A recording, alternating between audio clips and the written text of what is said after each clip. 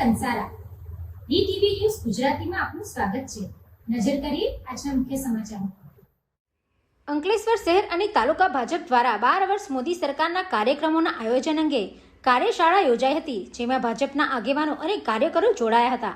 અંકલેશ્વર શહેરમાં શારદા ભવન ખાતે યોજાયેલ આ કાર્યશાળામાં ભરૂચ જિલ્લા ભાજપના મહામંત્રી જિગ્નેશ મિસ્ત્રી, પરેશ પટેલ ખાસ ઉપસ્થિત રહ્યા હતા। કાર્યક્રમમાં જિલ્લા કોષાધ્યક્ષ જગદીશ શાહ, શહેર પ્રમુખ ધર્મેન્દ્ર પુષ્કરણા, તાલુકા પ્રમુખ ચંદ્રેશ પટેલ, તાલુકા પંચાયત પ્રમુખ વિવેક ભરડીવાળા, પાલિકા પ્રમુખ જિગ્નેશ અંદારિયા, જિલ્લા પંચાયત ઉપપ્રમુખ અજીત વસાવા સહિતના આગેવાનો અને સભ્યો હાજર રહ્યા હતા। કાર્યશાળામાં કાર્યકરોને મોદી સરકારના 12 વર્ષના ઉપલક્ષમાં 5 થી 21 જૂન દરમિયાન યોજાનારા કાર્યક્રમો વિશે માહિતી અપાઈ હતી। કાર્યક્રમોમાં વૃક્ષારોપણ, સ્વચ્છતા અભિયાન, પ્રતિષ્ઠિત વ્યક્તિ સંપર્ક અભિયાન, પ્રગતિ પંથ યાત્રા અને વિકસિત ભારત સંકલ્પ સંમેલન જેવા આયોજનોનો સમાવેશ થાય છે। તમામ કાર્યક્રમોનું આયોજન ઈંધણ બચાવો અભિયાનને ધ્યાનમાં રાખીને કરવા અનુરોધ કરાયો હતો।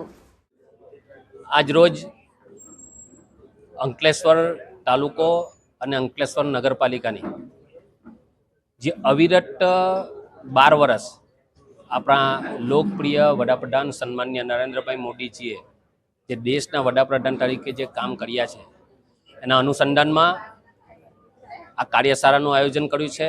આ કાર્યશાળામાં 5 જૂનથી લઈ અને 21 જૂન સુધી વિવિધ પ્રકારના સમાજને પ્રેરણાદાયી અને જે નરેન્દ્ર મોદી સાહેબે જે 12 વર્ષ જે કામ કર્યા છે, જે કાર્યસિદ્ધિ પ્રાપ્ત કરી છે અને જે આગામી દિવસોમાં જે કામ થવા જઈ રહ્યા છે, આ જનજાગૃતિ અભિયાન અંતર્ગત 5 જૂનથી 21 જૂન સુધી આ કાર્યક્રમો સમગ્ર દેશમાં થવાના છે। એના ભાગરૂપે અંકલેશ્વર શહેર અને અંકલેશ્વર તાલુકાની અગત્યની કાર્યશાળા આજરોજ યોજવામાં આવી હતી અને ખૂબ મોટી સંખ્યામાં અંકલેશ્વર તાલુકા અને શહેરના કાર્યકર્તાઓ ઉપસ્થિત રહ્યા હતા।